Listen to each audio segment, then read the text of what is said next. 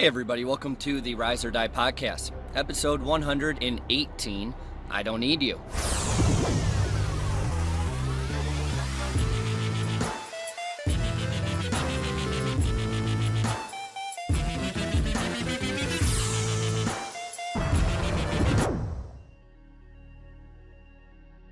Alright, so this is the last day that we're going to have really shitty audio. I'm sitting on PCH, Pacific Coast Highway, looking at the ocean one last day. There we go. For those of you guys watching on YouTube, you saw a little glimpse. It's not as pretty right now. It's actually pretty overcast, but what can you do? Alright, so here's the deal. This morning, I got a message from a prospect. Now this prospect is a decent sized prospect. This is specifically for 21 Wheat. This prospect is one that I've been working on landing for probably 3 months now. And it's been a very frustrating process. See, most people, they don't have clarity. They don't have any clarity on what they're trying to do, what they're willing to commit, the sacrifices they're willing to make. They're just simply not clear. And I used to live like this too. Like, I'm not throwing them under the bus. This is how the vast majority of men operate. I don't know, maybe, let me think about it. And it goes on and on and on. Now, the bigger the account, the longer the sales cycle. I get it. But this client's been a dick. Excuse me, prospect, not client. I don't talk bad about clients.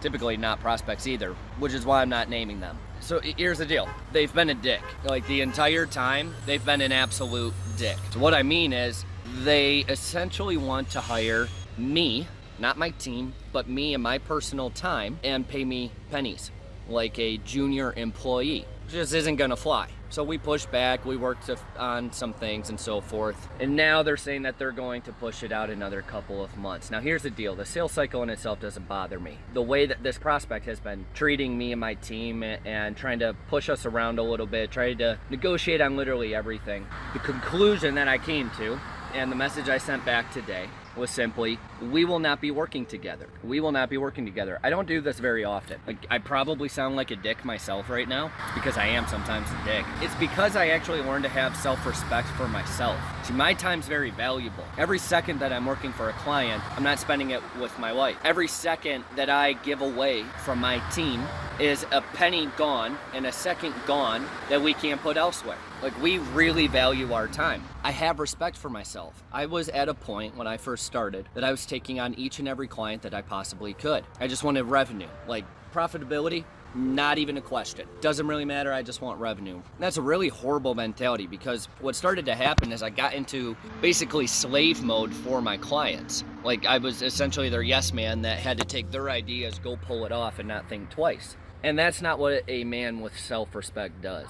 Man with self-respect says, look, I don't need you, I want you. Like, don't get me wrong, I want this prospect, but I don't need him. There's always more. I'm coming from a mindset of abundance where I can say, look, there are more clients. I can quickly get another client. You cannot get another me. It may sound really cocky, but this is how we have to operate within business. Time is absolutely not scalable. You only have so much to give, so what are you gonna do with it? Are you gonna be a client's little bitch because you don't respect yourself, or are you going to take on those that you want? Same thing with any sort of relationship, really. Are you going to spend time with people that are just willing to give you a little bit of time, or do you spend time with those that level you up?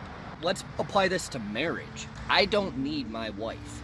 And she does watch these. She helps with some of the editing sometimes. I don't need my wife, but I really want her. And same thing vice versa. She does not need me. She could get by without me.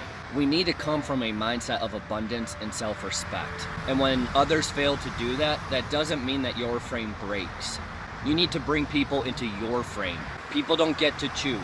They're either in your frame or you're not associated. It's a really interesting concept, and it's a really tough pill to swallow when you're trying to build a business. I'd rather go cash flow negative temporarily than to work with someone who treats me and my team, even more importantly, my team, forget me for a second, that treats us like shit.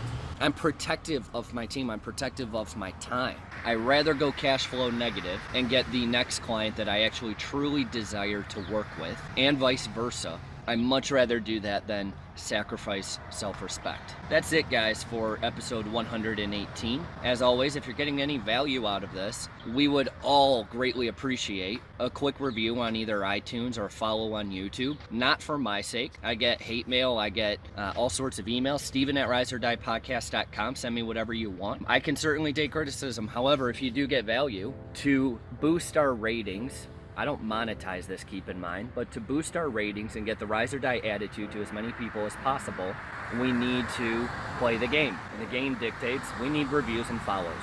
So, again, one last time, if you're getting any value out of this, please do so. If not, hey, shoot me a little hate mail and give me your feedback. Steven@riseordiepodcast.com. But with that being said, Stephen Lowisz here, signing off.